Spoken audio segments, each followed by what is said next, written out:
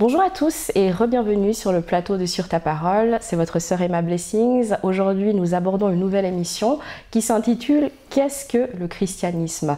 C'est vrai que c'est une émission qui va intéresser beaucoup de monde, que ce soit des chrétiens, des croyants ou même des non-croyants, parce que le christianisme ça reste quelque chose d'assez confus. Dans l'esprit. Les gens se disent, il y a des catholiques, il y a des protestants, et dans le protestantisme, il y a beaucoup de choses, il y a des anglicans, il y a des évangéliques, il y a des réformés. Finalement, qu'est-ce que c'est que le christianisme? Alors, c'est vrai qu'on n'a pas la prétention de pouvoir répondre à cette question de manière exhaustive, parce que c'est un courant qui est tellement vaste, mais on a la chance d'avoir avec nous un expert de la question, une personne qui va nous donner un éclairage sur cette question-là. Bonjour Jean-Christophe. Bonjour Emmanuel. Comment allez-vous? Bien, bien, merci. Merci beaucoup de venir sur le plateau de Sur ta parole, ça fait plaisir. Avec plaisir, ouais, c'est une belle invitation. Alors, comme on le fait pour chacun de nos invités, est-ce que vous pourriez vous présenter s'il vous plaît? Alors, je suis actuellement directeur à Cèdre Formation, qui est un lieu de formation théologique qui se trouve à Lausanne, depuis quelques années. Et j'ai auparavant une trajectoire de journaliste où pendant 11 ans j'étais à la radio, à la RTS, dans une équipe qui s'appelle RTS Religion et qui traite de toutes les spiritualités et les religions, philosophie, éthique, des questions d'actualité aussi. Et puis auparavant j'ai travaillé avec des jeunes en fait dans le cadre d'une église évangélique. Et encore avant j'ai fait des études de théologie et puis avant encore des études de sciences de l'éducation. Wow. Donc voilà, un trajet assez riche en fait qui m'a amené vraiment à trois professions très différentes les unes des autres, toujours sur la question en fait de l'intérêt autour du religieux et de la tradition chrétienne en particulier. Ouais. Excellent, vraiment un homme très polyvalent, beaucoup de casquettes, un parcours très riche, super intéressant. Est-ce que vous pourriez nous en dire davantage au sujet de l'école Cèdre, s'il vous plaît? Quelles sont les différentes formations qui sont dispensées? Cèdre Formation existe depuis à peu près 60 ans. C'est un institut qui s'est créé dans les années 1960, 66, 68, quelque chose comme ça, et qui avait pour but de former des gens en théologie au moment où, en fait, deux églises qui étaient séparées pendant plus de 100 ans, 120 ans, quelque chose comme ça, les églises réformées nationales qui étaient liées à l'État et l'église libre qui refusait ce lien à l'État, elles se sont séparées au milieu du 19e siècle, elles se sont réunies en 1966, et puis les pasteurs de cette église libre sont allés se former avec leurs collègues à l'université, et il y avait donc cette possibilité, cette disponibilité pour former d'autres personnes qui travailleraient dans l'église, et c'est là que s'est mis en place petit à petit le séminaire de culture théologique, qui est une formation qui aujourd'hui permet par exemple de devenir diacre dans une église réformée en Suisse romande. Donc Cèdre Formation, depuis maintenant une soixantaine d'années, a développé ce séminaire, et depuis 7 ans, on a rajouté, je dirais, un certain nombre de formations complémentaires. D'abord une formation en spiritualité où on travaille sur son intériorité, sur cette triple relation entre soi et Dieu, soi et l'autre, et puis soi et soi-même, son intériorité. Et ça, c'est un complément au séminaire de culture théologique qui a plus une approche cérébrale, plutôt intellectuelle pour comprendre la foi. Donc on nourrit d'un côté plutôt l'intellect et la foi, de l'autre côté on nourrit plutôt le cœur et la foi, une autre dimension de la foi, je dirais. Et puis, à partir de septembre, on va démarrer tout un cursus biblique sur une année avec des invités qui vont... La première année, on va se concentrer sur l'évangile, sur les 4 évangiles. Et on va avoir toute une palette d'invités qui vont interpréter une douzaine de textes. Ça va se passer une fois par mois, 2 heures, soit en présence, soit à distance. Et donc, c'est un parcours biblique. Et l'idée, c'est de traverser la Bible sur à peu près 5 ans, quelque chose comme ça.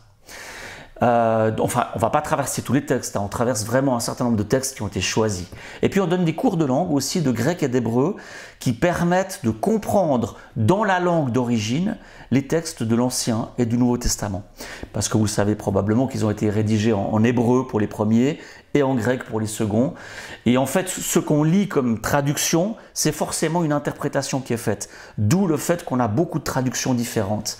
Alors il ne s'agit pas de faire une meilleure traduction, il s'agit de comprendre ce qu'on dit, quelles sont les expressions originales dans la langue de cette époque-là, quand les textes ont été rédigés. Voilà, en quelques mots, hein, c'est donc une formation à plusieurs offres assez complètes, les unes par rapport aux autres. D'accord, merci beaucoup Jean-Christophe. Et j'ajouterais juste qu'en tant que participante au séminaire de culture théologique, c'est vrai que c'est une formation qui nourrit beaucoup l'intellect, mais il y a quand même quelque chose qui se passe aussi au niveau de l'esprit et de la foi. Je pense que c'est impossible de travailler sur des questions qui touchent à nos convictions sans que, quelque part, ce qu'on apprend, ce qu'on découvre, transforme ce qu'on croit, ce qu'on pense. Et en même temps, le but, c'est vraiment d'abord de comprendre, c'est pas d'amener les gens quelque part. On n'a pas de projet pour les gens quand on fait cette formation. Et donc, on leur donne des outils. Chacun prend ce qui lui correspond, ce qui se passe à ce moment-là. Ça nous échappe, ça ne nous appartient pas. Et c'est bien aussi. Merci beaucoup Jean-Christophe. Pour rentrer maintenant dans le vif du sujet, est-ce que vous pouvez nous expliquer pourquoi il y a tant de courants dans le christianisme? En fait, c'est assez compliqué de dire pourquoi. On peut dire comment, ça c'est facile. On peut expliquer qu'il y a eu des histoires différentes, il y a eu des éléments qui étaient de nature sociale, de nature politique, de nature géographique, qui ont défini en fait cette grande diversité. C'est très difficile de dire pourquoi. Mon hypothèse, ce serait plutôt de dire il n'y a pas une seule tradition chrétienne, il y a dès l'origine plusieurs traditions chrétiennes. Quelques exemples. Probablement que le plus ancien rédacteur chrétien qu'on connaisse, il est connu sous le nom de Paul, Paul de Tarse, l'apôtre Paul, et c'est lui qui a écrit une bonne partie de ce qu'on appelle le Nouveau Testament. Il a commencé à écrire, les historiens disent, à partir des années 50, c'est-à-dire à peu près 20 ans après la mort de Jésus. Il écrit à des communautés, il écrit des lettres, en général à des communautés que lui, il a fondées lui-même, en fait, il a beaucoup voyagé. Et dans une de ces lettres, je parle de la lettre aux Corinthiens, en fait, il s'érige, il s'insurge, il se fâche même contre les Corinthiens, parce qu'il les accuse de division. Ceux qui sont de Paul, ceux qui sont de Céphas, donc de Pierre, ceux qui sont d'Apollos, qui est un autre de ces évangélistes qui témoignent dans ces communautés. Et en fait, ça nous donne une indication que dès l'origine, ces communautés qui ont été fondées par Paul, elles étaient déjà dans des courants contradictoires. Et puis, un peu plus tard, les écrits des évangiles ont été rédigés, Marc, Matthieu, Luc, Jean. Ces écrits ont été rédigés aussi dans des contextes différents, par des communautés différentes. On ne sait pas exactement qui sont ces rédacteurs. Les historiens sont assez sûrs que ces rédacteurs n'ont pas connu Jésus directement, sont arrivés dans la deuxième génération après coup, se sont informés pour certains. Par exemple, au tout début de l'évangile de Luc, on voit clairement que Luc a connaissance qu'il y a d'autres évangiles qui ont été rédigés. Et il donne une petite notice tout au début de son évangile pour dire « Moi aussi, je me suis renseigné, j'ai essayé d'avoir les informations les plus fiables sur l'histoire de Jésus. » Il s'adresse à un certain Théophile, ce qui veut dire celui qui aime Dieu. En l'occurrence, on ne sait pas si c'est une vraie personne ou s'il a imaginé comme ça un destinataire. Mais surtout, il donne cette information qu'il n'est pas le premier à rédiger un évangile. Et cette diversité des textes des évangiles, dès l'origine, nous montre aussi qu'il y a eu différents courants qui avaient des traditions qui n'étaient pas exactement les mêmes. Donc cette diversité, ce n'est pas une affaire récente. Mais en fait, c'est une affaire qui... Enfin, la difficulté, c'est qu'on ne sait pas si Jésus voulait qu'il y ait une église. Certains théologiens vont dire oui, oui, Jésus voulait vraiment qu'il y ait une église. D'autres théologiens vont dire non, probablement que l'église est née sans que ce soit directement un projet voulu par Jésus. Et là, voilà, il y a une dispute, je ne vais pas entrer dans les détails de ce texte-là, mais il y a vraiment une dispute théologique et suivant qu'on répond oui ou non à cette question, on peut aussi intégrer la dimension de cette diversité, positivement ou négativement. Il y a ce fameux texte à la fin de l'évangile de Jean, lorsque Jésus prie pour ses disciples, et qu'il souffle sur eux et qu'il leur dit « Restez un comme toi, comme le Père et moi, nous sommes un ». Et donc il y a un appel à l'unité. Alors de cet appel à l'unité, on peut en tirer deux, trois conclusions. La première, c'est que si Jésus a besoin d'appeler à l'unité, c'est bien qu'il y a un problème d'unité. Si c'était une évidence, il n'aurait pas besoin d'en parler. Donc ça n'est pas une évidence. Et ceux qui ont rédigé ces textes et qui ont conservé cette tradition se sont rendus compte que ça n'était pas une évidence. Et puis, cet appel à l'unité, il résonne d'autant plus fort que cette diversité n'a jamais réussi à se rassembler en un seul mouvement unique. Toutes les tentatives, jusque-là, ont toujours échoué. Et donc, on se rend compte que ce désir et cette aspiration d'unité, elle est très paradoxale parce qu'elle traverse tous les courants chrétiens, à peu près tous les courants chrétiens. Il y a très rarement un courant chrétien qui va dire « pour nous, l'unité, ce n'est pas une chose importante ». On va quand même lire les textes des appels à l'unité, il y en a tout un tas. Je vous ai cité l'évangile de Jean au chapitre 17, mais il y en a tout un tas d'autres. On trouve ça aussi pas mal dans les textes de l'apôtre Paul, quand il décrit l'Église comme le corps du Christ. Il n'y a pas plusieurs corps, il y a un seul corps, avec à sa tête Jésus-Christ. Donc, c'est aussi un appel à l'unité. Et le drame, c'est que l'Église n'a pas arrêté de se séparer en courants différents. Pourquoi ? Oui, ça c'est un peu un mystère en fait. On ne peut pas véritablement donner une réponse. On peut simplement dire que l'Église est installée dans l'épaisseur de l'histoire et que de cette épaisseur de l'histoire, l'Église est toujours tendue entre un idéal et un rêve et cette réalité qu'elle n'arrive jamais à l'accomplir, ce rêve. Il y a toujours une promesse qui reste en avant, qui reste au-delà en fait de sa capacité réelle à vivre et à incarner le message du Christ. Donc au fond, toute l'histoire de l'Église nous enseigne aussi quelque chose sur la fragilité de cette histoire-là. Et sur la fragilité de la tradition chrétienne en elle-même. Alors voilà, moi je peux en tirer deux, trois réflexions sur le plan aussi personnel. Et la difficulté, c'est que chaque Église est assez intimement convaincue qu'elle a une meilleure compréhension de Christ, de l'Évangile, de la Bible, de la tradition, que les autres églises. Et ça ne rend pas le dialogue facile. Si chacun est convaincu d'avoir une vérité un petit peu plus importante, un petit peu plus supérieure ou carrément supérieure, certaines églises vont jusqu'à diaboliser d'autres églises en leur disant « mais ces gens-là ne sont pas véritablement l'Église pour telle et telle raison ». Donc ça peut aller de manière très intense. Donc moi je reste à constater en fait cette fragilité qui fait que alors j'en tire aussi quelques éléments pour moi-même, pour la foi, pour la spiritualité.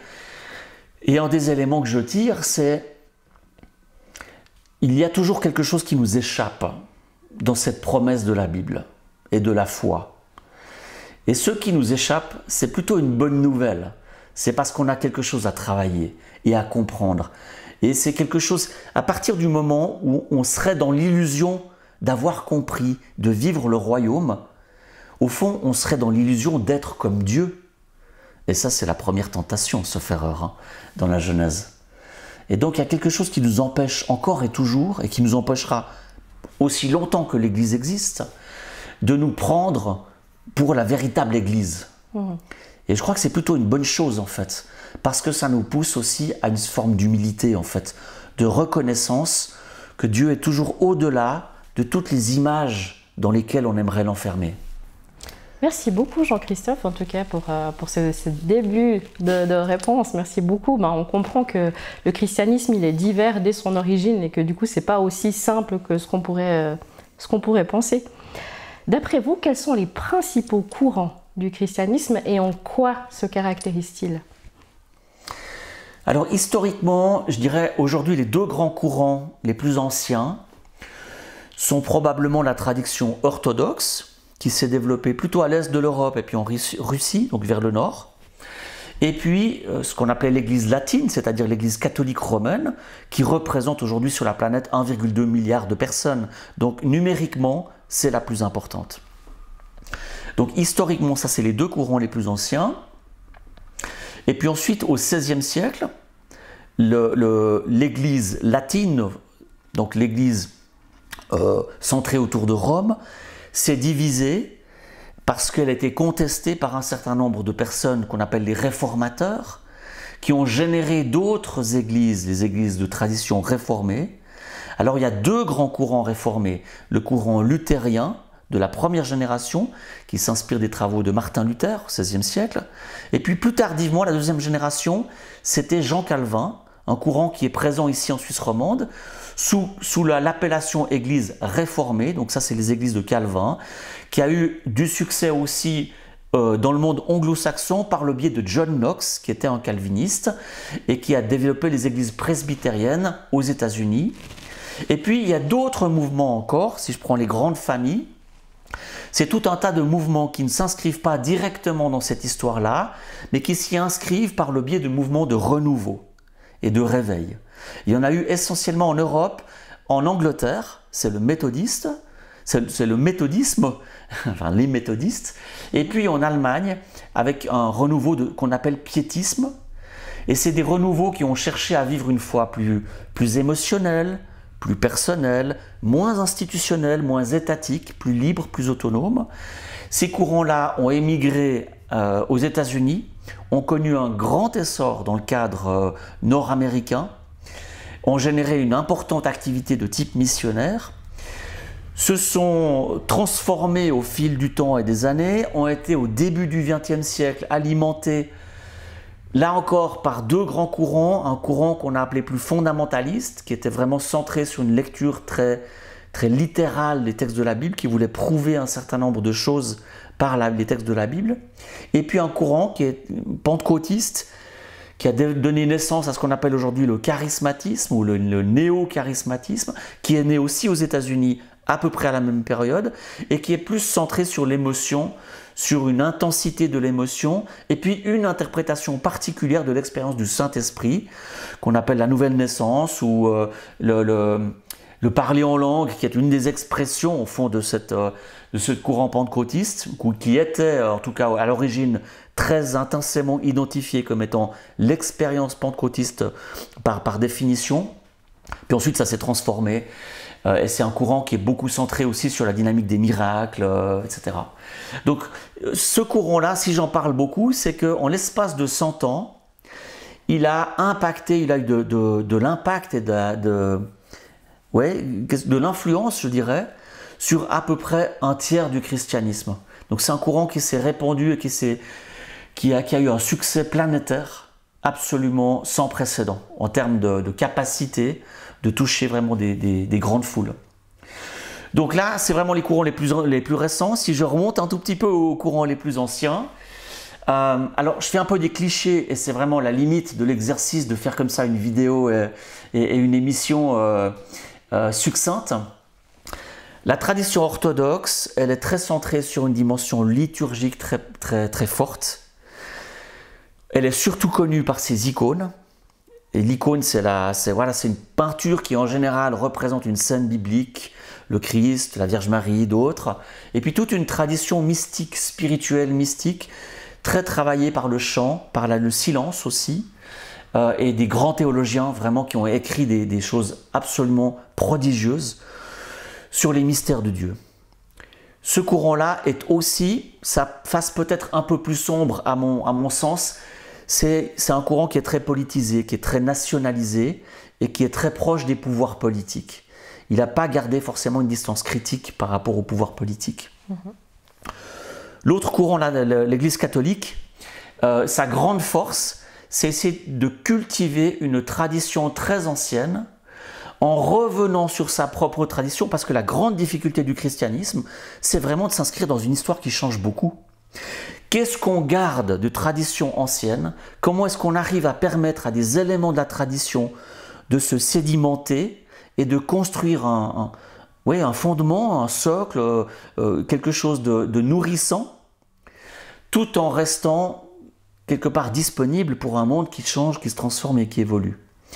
Le catholicisme a essayé d'articuler ce challenge avec aussi probablement une très grande tradition, par exemple une tradition qui touche le monachisme, les moines, tous les mouvements monastiques. Les mouvements de renouveau spirituel de cette époque-là ont été intégrés, beaucoup ont été intégrés dans le catholicisme comme des courants religieux. Je pense aux dominicains, franciscains, aux jésuites, etc. Donc il y a tout un tas de courants qui étaient des courants de renouveau, qui ont été intégrés dans l'institution et qui ont véritablement renouvelé l'institution de l'intérieur. Ça, c'est quelque chose que le protestantisme n'a pas réussi à faire. Les mouvements de renouveau protestants se sont divisés en courants et en chapelles qui étaient souvent en opposition, en contestation les unes des autres. Le catholicisme a réussi dans une certaine mesure, à partir du moment où il y avait une reconnaissance de l'autorité pontificale, du système des conciles, c'est-à-dire des grands rassemblements qui définissent les orientations principales de l'Église, et puis du pape qui n'a pas tous les pouvoirs. Contrairement à ce qu'on peut imaginer peut-être de l'extérieur, le pape n'a pas tout le pouvoir dans l'Église romaine, mais le pape joue un rôle prépondérant. Mais ce sont au fond les évêques sur lesquels repose véritablement l'Église. Et en fait, ce dispositif a permis de garder très fortement une certaine unité. Il s'est quand même divisé au moment de la Réforme. Mais surtout, le grand reproche que les catholiques vont faire à toutes les traditions réformées, c'est que les traditions réformées n'ont pas arrêté de se diviser en courants concurrents. Et c'est vrai que à mon sens, c'est une critique qui a tout à fait son sens. Alors moi-même, je me situe dans une tradition réformée, et je dois admettre que la question de l'unité, dans la tradition réformée, elle est particulièrement fragile. Et le catholicisme a réussi, par son système plus hiérarchique, à maintenir une dynamique de l'unité. Et puis le protestantisme, alors, a vraiment, au XVIe siècle, considéré que le catholicisme, pour tout un tas de raisons, faisait fausse route. S'était engagé sur des chemins qui, petit à petit, avaient dévié, en fait. Dévié de quoi? Dévié de l'origine. Et une des choses qui s'est passée au XVIe siècle à la Réforme, dans ce mouvement de renouveau, qui était aussi un mouvement de renouveau culturel, de la poésie, des arts, de la peinture, tout ce mouvement de renouveau avait au fond un idéal d'une sorte de pureté des origines qu'il faudrait retrouver. Et c'est là que des théologiens et des intellectuels sont allés relire les textes de la Bible, se sont dit il faut que ces textes soient accessibles à tous les chrétiens et pas simplement à l'autorité, parce que l'autorité utilise ces textes pour asseoir son pouvoir. Et du coup, ils se sont dit il faut rendre ces textes, ils ont commencé par les traduire, les rendre accessibles, et ensuite en lisant ces textes, ils ont continué à critiquer l'institution. Leur projet, ce n'était pas de faire une autre église, c'était de renouveler l'église de l'intérieur. Mais l'église, donc l'église catholique, n'a pas entendu ça. Il y a eu des malentendus et puis des questions politiques aussi qui étaient là derrière, qui ont fait que le catholicisme n'a pas réussi à se mettre en question à ce moment-là. C'est cabré avec ces mouvements-là. Ces mouvements-là sont partis avec beaucoup de force et de dynamique, mais sont partis aussi dans une dimension critique et contestataire. Leur grande force, c'est d'être retournés au texte et d'avoir vraiment de se remettre en proximité et en connexion avec le texte.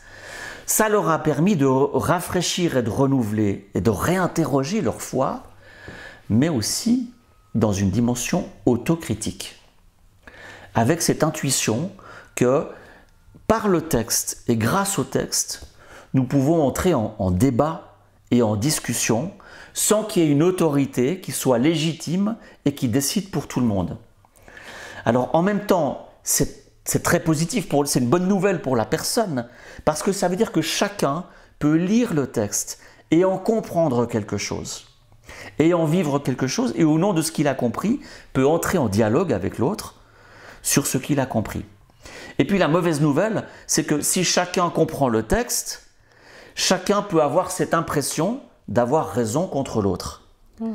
Et du coup, ça conduit aussi à cette fragilité que j'ai évoquée tout à l'heure. Merci beaucoup, Jean-Christophe. Ce que vous venez de me dire m'amène à une double question. La première, c'est, vous avez parlé de l'influence du pentecôtisme ou de l'évangélisme. Ouais. À Alors déjà, à quoi est-ce que vous attribuez le succès de ce courant-là? Parce que vous avez dit qu'il a eu beaucoup de succès. Et puis deuxième question, quelle a été l'influence de ce courant-là sur le reste du christianisme?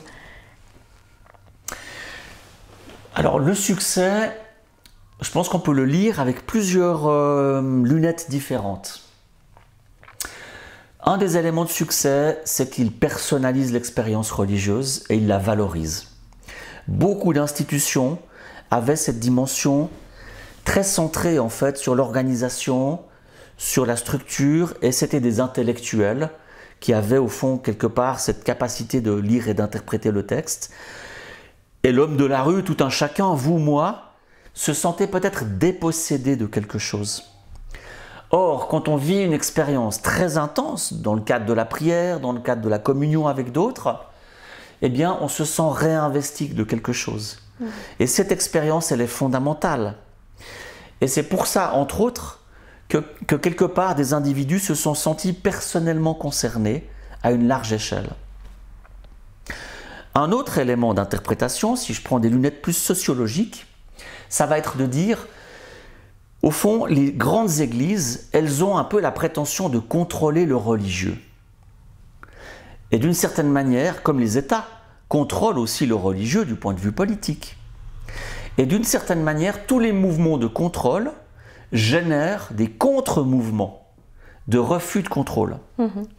Parce que le contrôle désapproprie les personnes de leur propre capacité de se prendre en main, en fait. On voit ça aussi, par exemple, dans le monde médical, où on a envie, on recherche notre thérapie personnelle parce qu'on a l'impression que le monde hospitalier, etc., toute l'organisation ne nous comprend pas dans notre particularité.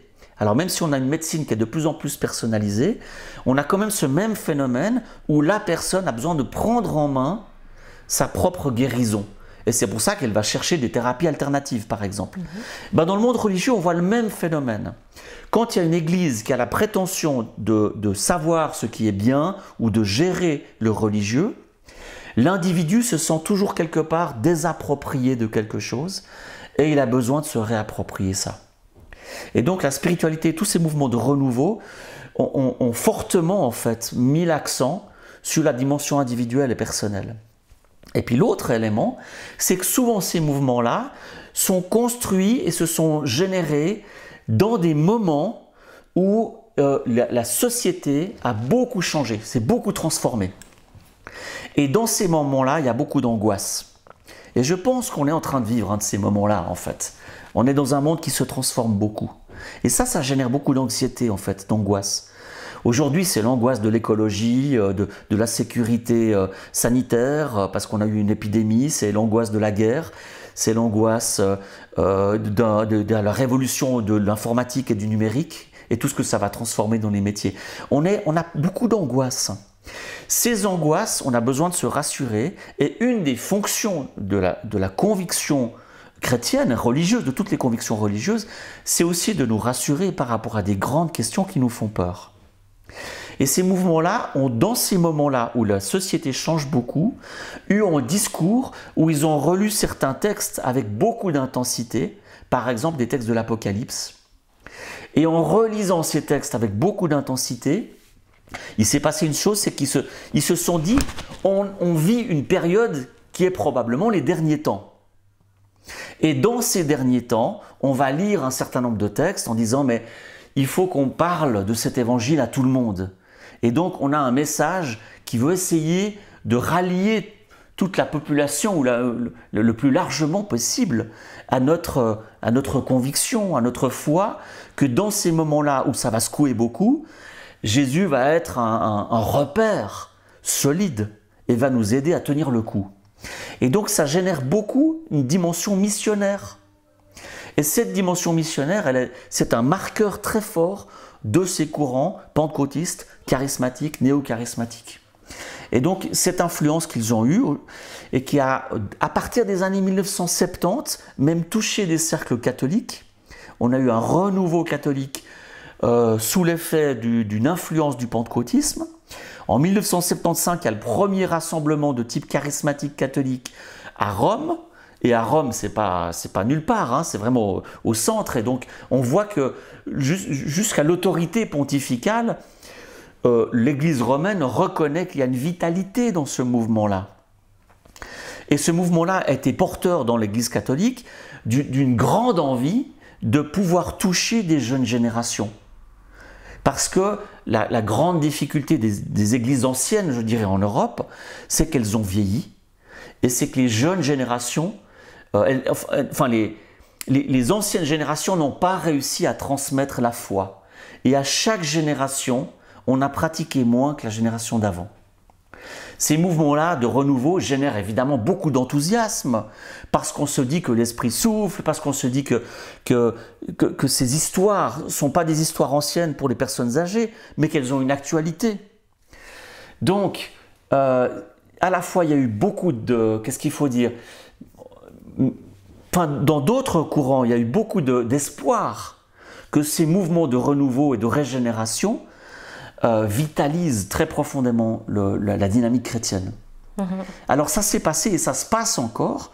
Malheureusement, ces mouvements-là, avec eux, portent aussi parfois des excès, des abus, des dérives. Et quand il y a trop d'enthousiasme, parfois, il y a aussi des dérapages. Alors, c'est un risque réel, et il y a des dérapages qui, aujourd'hui, sortent de manière très abondante, en particulier dans les communautés catholiques, mais aussi dans des mouvements évangéliques, en particulier aux États-Unis, mais aussi en Europe. Et on voit que, malheureusement, ces mouvements-là ont été porteurs de choses magnifiques, mais aussi de visions dramatiques qui ont enfermé des gens et ne leur ont pas laissé cette capacité de critiquer au nom de la Bible, par exemple. Enfin, je pointe ici parce qu'il y a la Bible qui est juste là sur la coudoir, mais cette capacité de critiquer, en fait, de prendre un peu de recul. Et ça, c'est peut-être la difficulté de l'émotion, parce que l'émotion nous place dans quelque chose où on a l'intensité de l'émotion, et le recul, ce n'est pas le même mouvement, on n'est pas dans le même élan. Et donc, c'est pas évident, en fait, d'être porteur de ces deux élans. Celui qui est dans l'engagement, dans l'émotion, va dire « Non, mais prendre du recul, ça me met à distance de Dieu, ça ne me plaît pas. » Et l'autre qui est à distance va dire « Oui, mais ton émotion, c'est une illusion aussi. » Et donc, elle est aussi porteuse de choses qui ne sont peut-être pas des choses divines, mais simplement des mécanismes qui se passent dans ton cerveau, une alchimie, une espèce de, je ne sais pas, des états de transe ou quelque chose comme ça, qui peut s'expliquer peut-être physiologiquement. Ou bien, il y a un certain nombre de personnes qui redoutent les effets de masse en disant que c'est de la manipulation de foule. Et qu'on a les mêmes choses qui se passent dans des églises que dans des stades de foot où les gens se mettent dans un état d'euphorie. Simplement, il y a un discours religieux derrière qui va canaliser cette euphorie. C'est compliqué, hein, parce que tous les mouvements, quels qu'ils soient, génèrent aussi leur propre dimension critique. Et c'est ça qui me semble intéressant, en fait. Et c'est l'enjeu, à mon avis, de débattre et de discuter de la question de l'Église. C'est précisément de se rendre compte qu'il n'y a pas d'église parfaite. Il n'y a pas de mouvement qui a tout compris alors que les autres sont dans l'erreur. Et ce discours-là lui-même serait au fond quelque part, enfin je ne sais pas, Jésus dans les évangiles n'arrête pas de repousser ces pharisiens qui pensent avoir tout compris. Vous voyez, cette figure du pharisien qui pense être vraiment le docteur de la loi et qui se prend au fond pour celui qui a compris. Et Jésus n'arrête pas de le remballer. Et on voit ce même type de questionnement qui traverse fondamentalement toute l'expérience chrétienne et tous les courants d'Église, en fait. Oui, merci beaucoup Jean-Christophe. On voit qu'il y a du bon dans chaque courant finalement du christianisme, mais que chaque courant a aussi ses limites. Absolument. Donc c'est extrêmement intéressant. Merci beaucoup. Quel conseil est-ce que vous pourriez donner à une personne qui vient d'accepter Jésus et qui ne sait pas dans quelle église elle doit aller, justement à cause de cette pluralité de courants dans le christianisme? Bon, quand on se tourne, enfin, il y a plein de manières différentes d'accepter Jésus. Pour certains, ça va être un long processus. Pour d'autres, ça va être quelque chose de rapide ou de radical. Pour certains, ça va être une manière de se reconnecter à leur histoire ancienne, à leur tradition, à leur héritage, peut-être des parents ou des grands-parents. donc de se reconnecter à un bout de leur propre histoire. Pour d'autres, ça va être au contraire une manière de prendre de la distance parce qu'ils ne veulent plus de cette histoire-là. Donc il y a une grande diversité en fait. Choisir une église, c'est pas une chose facile parce que très souvent, quand on se tourne vers Jésus, enfin aujourd'hui ça peut arriver sur internet ou en lisant sa Bible tout seul, mais très souvent il y a une communauté derrière. Et même quand on va sur internet, on va trouver une vidéo, on va trouver un discours, un podcast qui a été fait par quelqu'un qui est dans une tradition ou une autre. Et c'est probablement celle-là qu'on va explorer en premier. Moi, je crois qu'il y a des saisons dans la foi et qu'on n'a probablement pas les mêmes besoins. Quand on est tout au début d'un parcours de spiritualité, peut-être que cette transformation, de nouveau, si elle est radicale, c'est pas tout à fait la même histoire que si elle est progressive. Mais dans tous les cas, on a probablement cette invitation nous appelle à revisiter notre vie. Donc on ira peut-être trouver une communauté où il y a beaucoup d'écoute, où il y a une qualité du soin et de l'accompagnement, et ça nous permettra de relire notre vie, de découvrir aussi les trésors de la foi, et de se réapproprier et de découvrir aussi peut-être qu'au début on a soif et on a envie d'une communauté qui est capable de nous enseigner et de nous donner un contenu qui est nourrissant. Et peut-être quelques années plus tard, on va avoir besoin d'autre chose. Moi-même, j'ai fréquenté plusieurs milieux différents. Quand j'avais peut-être une vingtaine d'années, j'ai fréquenté plusieurs milieux en parallèle. Je suis issu du milieu réformé, mais à un moment donné, j'ai découvert des milieux plus charismatiques. Et dans ces milieux charismatiques, j'ai vécu des expériences très intenses émotionnellement, qui m'ont nourri et construit à ce moment-là, parce que probablement c'est exactement ce dont j'avais besoin. Et puis ensuite, j'ai trouvé d'autres courants. Je suis allé voir différentes églises, des courants évangéliques un peu plus posés, un peu plus classiques, un peu plus traditionnels, qui m'ont nourri différemment.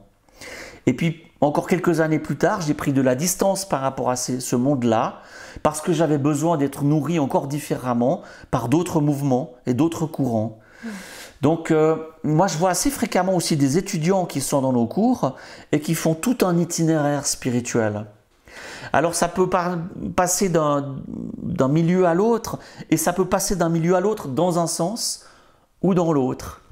Ce qui est intéressant, c'est qu'en général, ça c'est aussi un regard un peu sociologique, c'est quand on est en transition entre un milieu et un autre, ce qui nous touche le plus quand on découvre un autre milieu, c'est une liberté nouvelle qu'on rencontre. Alors on peut entrer dans le milieu évangélique et rencontrer là une magnifique liberté. Et on peut sortir du milieu évangélique en découvrant une autre forme de liberté. Et c'est ça qui est assez intéressant en fait. C'est que le mécanisme d'une église ou d'une autre et cette diversité fait que chaque église amène quelque chose de spécifique et amène peut-être une liberté par rapport à d'autres choses qui étaient plus cadrantes dans une autre église. Et donc, pour moi, je trouve intéressant de s'interroger, quelle que soit la pratique, et aussi peut-être quelle que soit l'étape dans ce chemin spirituel, s'interroger sur les éléments qui m'enferment peut-être, ou dans lesquels je me sens enfermé dans mon église, ou dans ma tradition, et quels sont ceux qui pourraient me libérer éventuellement.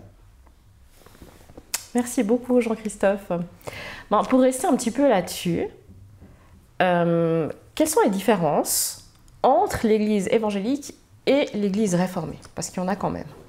Oui, alors en fait, c'est assez intéressant parce que d'un point de vue comme ça, en faisant un cliché rapide, les évangéliques ont des formes d'expression de la foi très contemporaines. On a de la musique contemporaine, on a des locaux qui sont tout à fait actuels, très souvent dans des zones industrielles, et des locaux qui sont neufs, qui sont rénovés, qui sont configurés aussi comme des salles de spectacle par exemple, donc ils sont vraiment très contemporains. Et puis on a une théologie, une lecture de la Bible qui est assez traditionnelle. Et du point de vue des églises réformées, c'est à peu près l'inverse. On a souvent une forme des cultes et des célébrations, des liturgies qui sont assez traditionnelles, assez classiques, avec de l'orgue, avec des églises anciennes qu'on n'a pas le droit de bouger parce qu'elles n'appartiennent pas aux communautés religieuses, elles appartiennent à l'État, elles appartiennent aux communes. Et puis en même temps une théologie et une relecture avec une grande liberté de travailler sur les textes en mettant de la complexité dans la lecture des textes. Et cette complexité, elle amène aussi une pluralité, une liberté. De croisement en fait entre les réformés et les évangéliques, entre la théologie qui ouvre pas mal de liberté du côté réformé, mais la célébration qui referme sur une forme un peu classique, même s'il y a d'autres formes possibles. Et puis du point de vue évangélique, on a une lecture assez classique, peut-être un peu plus fermée sur un certain nombre de thèmes en fait, dans la lecture de la Bible, et puis très ouvert du point de vue de son expression et de l'expérience en fait au niveau des cultes. Bon, est-ce que vous auriez un exemple à donner pour que ce soit un peu plus parlant? Ouais. Alors, si je vais participer à une dynamique évangélique, je vais probablement entrer dans une communauté où il y a des générations très différentes, des enfants jusqu'aux personnes âgées. En Suisse romande, les évangéliques ont à peu près 200 ans d'histoire. Il y a des communautés très diverses, mais il y a pas mal de générations différentes qui pratiquent ces communautés, avec un culte où il y a une grande partie musicale, la louange, qui nous place dans un état d'esprit, une ambiance, et donc il y a une dimension collective qui est très forte. On est beaucoup moins centré sur l'individu, on est plus centré sur la dynamique du groupe qui chante et qui partage quelque chose de très fort. Et puis au niveau de la célébration, quelque chose d'assez simple. Ce n'est pas des textes qui vont être soigneusement travaillés, des textes poétiques, etc. Il peut y en avoir, hein, mais la plupart du temps, c'est la spontanéité qui prévaut. Avec cette idée aussi que si on est spontané, on a l'impression qu'on est plus proche d'un Dieu qui nous parlerait aujourd'hui, de l'Esprit qui nous parle spontanément aujourd'hui.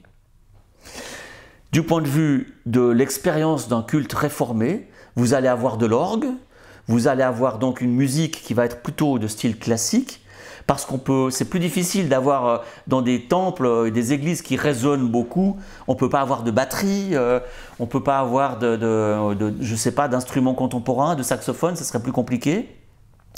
Et puis on va avoir une célébration qui est beaucoup plus rituelle, beaucoup plus cadrée, beaucoup plus tranquille et qui s'adresse beaucoup plus à l'individu.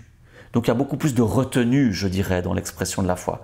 Voilà, ça montre un peu comme ça, c'est des clichés, hein, c'est pas vrai partout ce que je dis, mais ça montre un petit peu ce qui se passe. Et puis du point de vue de l'interprétation théologique, on va avoir un certain nombre de thèmes sur lesquels les évangéliques ont une lecture de la Bible qui va être parfois non négociable. Je prends alors un thème, c'est un thème qui divise, hein, j'en ai conscience, je ne vais pas me prononcer là-dessus parce que c'est un thème très compliqué, mais juste rapidement, sur le thème de l'homosexualité, dans le monde évangélique, là aussi je fais un gros cliché, c'est pas valable partout, mais en général, on va plutôt lire les textes de la Bible en disant l'homosexualité est problématique. C'est un péché. Alors c'est un péché, etc., mais c'est d'abord un problème. Dans la théologie et l'interprétation éthique, on est dans une thématique vraiment de type éthique, du point de vue réformé, on a une lecture qui est beaucoup plus ouverte et libérale, à tel point que la plupart des réformés ont fait des célébrations, des cérémonies pour les couples de même sexe.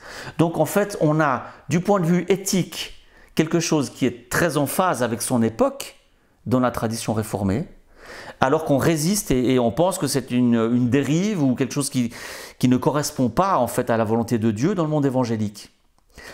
Et dans le monde réformé, on va dire, au fond, la volonté de Dieu, c'est d'abord une volonté d'amour, elle touche tout le monde, et il n'y a pas de raison que nous, au nom d'une certaine lecture de ces textes, nous pratiquions quelque chose qui est de l'ordre de l'exclusion, parce que ce serait contraire à l'amour de Dieu. Voilà, on a des lectures très différentes en fait, et c'est des accents théologiques qui sont différents.